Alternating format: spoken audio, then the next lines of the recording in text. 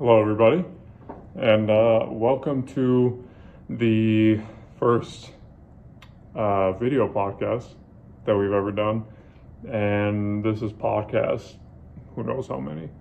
But thank you all for listening as long as you have, and for continuing to give good feedback as to what you'd like to hear on this podcast. So we certainly appreciate it, and I want to make this like a long-term thing, so I appreciate you guys, staying in touch about it, and obviously just listening. So we're going to run into it real quickly this week. We had two sales. We had our third sale in Cincinnati, at Manheim, Cincinnati. And then we had a sale on Wednesday in Utah. And both the sales went pretty well. We sold, let me crunch the number real quick. Yeah, we sold 76%, 77% in Utah. And then we sold,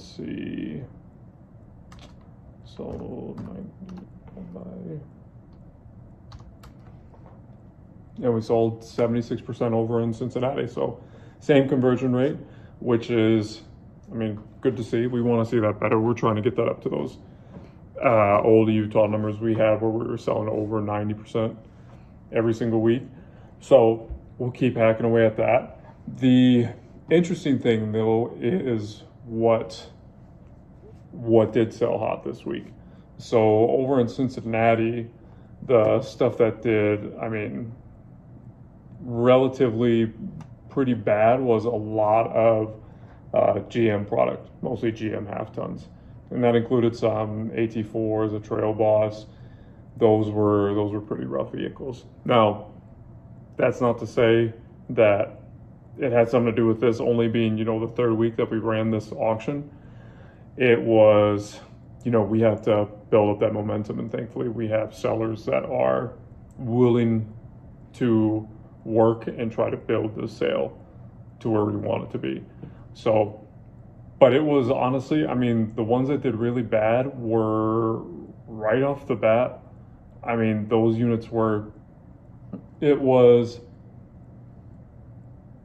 hate to call them bad units, but out of the 8 not so great units we had, 7 bad units that we had, 6 of them or 7 of them were part of the first 7 vehicles that ran. 6 of them were out of the first 7 that we ran. So it was just a rough start. And we all know, and I made a post about it on LinkedIn, that we found that if you can get the first couple vehicles going, the rest of the sale is going to be a lot more successful. And it turned a corner right away. After that 7th vehicle that ran, it was actually, of all things in the previous Canadian market, it was a Volkswagen Atlas. And that brought amazing money compared to what you'd expect for a unit like that. I know, the guys up in Flint that run, the more European stuff, they get a lot better numbers than everybody else. So it was really surprising to see that we pulled that number for that. And with that said, we also, last week, the biggest surprise was a Land Rover Defender that we ran. It had a regional MMR 56.7, and we sold it for 56.4. So, some of those things, they just catch you off guard, and I think you guys all know that. Sometimes it's the units that you would never expect do well, and the ones you expect to do well, like these AT4s and Trail Bosses, and they just didn't do very well at all. Now, with that said, like I said, after that 7th vehicle, the sale just kicked off after that. And it was an immediate turn. We started seeing good returns, almost pulling MMR on everything after that. So that was a good return to see. Utah was, our white trucks did pretty phenomenal as always compared to the rest of the market. The rough stuff, let me pull this up real quick for you. The rougher of the units, surprisingly, were some of the older, the 21 and 22 F350s, some of those just didn't do so well, and that has, you know, a little bit to do with the fact that they had lower CR grades, and we typically have stuff that has, we have a good mix of stuff that's above a 3.5 CR, and then we have just a little that's under that 3.5 range, but most of these units were like 3.4 and lower. So that contributes a lot. So we're definitely seeing that difference, and a lot of these vehicles were out on repairs and came back and didn't necessarily get, you know, all the body work done or whatever. It was just simply the warranty repair stuff fixed. So warranty repair stuff, I should say, and you know, the little adjustments that need to be made to like fix a check engine light. So yeah, those were just the rougher of the bunch today, but that's to be expected every so often. We still averaged, overall, we averaged 97.5% over in Utah today. And then Cincinnati, we averaged, let me pull this up.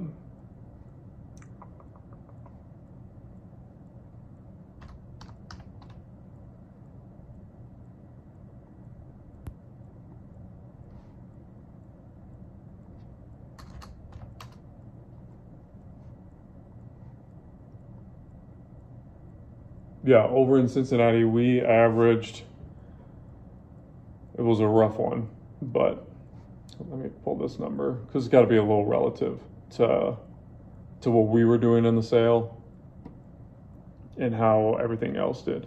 So average.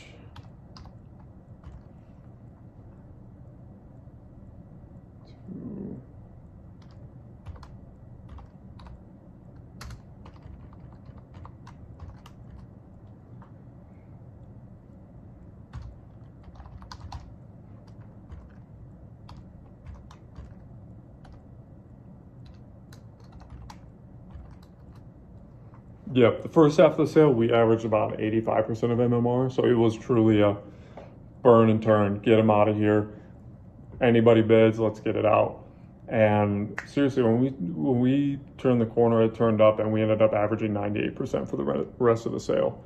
So it really goes to show that the model, you know, for us, the model of selling everything in order to sell everything for a good price eventually is truly proven to work out. And this is a market that typically hasn't been, you know, as Canadian heavy. That Cincinnati, even Ohio, Manheim, Ohio market has never really been that hot of a spot for previous Canadian stuff.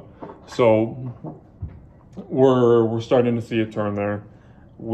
Our first week, we had a lot of our buyers from out west, you know, really carry the bulk of the load. Second week was that 4th of July Canada Day week, and that was rough all around. I watched a lot of other auctions, and the buyer numbers were a little bit down. CDK, you know, that whole fiasco, that played a little bit into it. But this week, we saw a bump up. I saw all over the place. I was watching all the auctions in Detroit and Flint, and yeah, everything seemed to be back up to full speed again, which is nice to see. It's never good to, you know, see something get so, you know, tarnished by especially hackers, you know, things that's really out of your control and you're at the mercy of somebody overseas. So it's nice to see everything kind of back to where it was. And yeah, the other thing I would give to you guys is watch out for those GM half tons. They were just weak for us. Heavy duty stuff, pretty solid this week. Pretty solid. So keep an eye out for that. And Fords are doing great as usual. And then, yeah, we ended up having a Toyota Tundra sneak into the sale. And yeah, that did, it had a little mess up on it as far as the trim, but it ended up doing pretty decent overall. So with that said, guys, I hope to see you guys next week. I am still going to try and get these out twice a week, but this week I was over in Cincinnati and I was just extremely busy with, you know, A, getting out there, and B, trying to leave there. You know, I was going around trying to see dealers, having meetings with Manheim. And then, yeah, just when you get back, you're off to the races. So, and then for any of you guys that are interested in what we're doing, if you just want to chat, either a buyer or a seller, my phone number is 651-357-8966. And yeah, give me a call. We give a guarantee in the lane.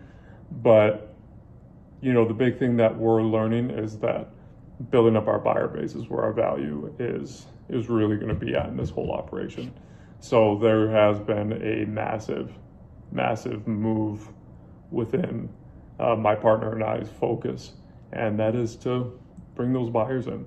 So we'll see how that goes. We have a planned outreach of, you know, it's like nearly 1,000 dealers this week, and we're going to try and see what type of return we get on that. We're trying to target them later in the week so that they don't get, you know, sidetracked throughout the weekend and just forget about it. So we're going to hit them up with Thursday and Friday. A couple guys are going to be making a bunch of phone calls. So yeah, we have a couple big days ahead of us. But to all you guys out there, good luck selling this week. Good luck buying. And yeah, talk to you all soon.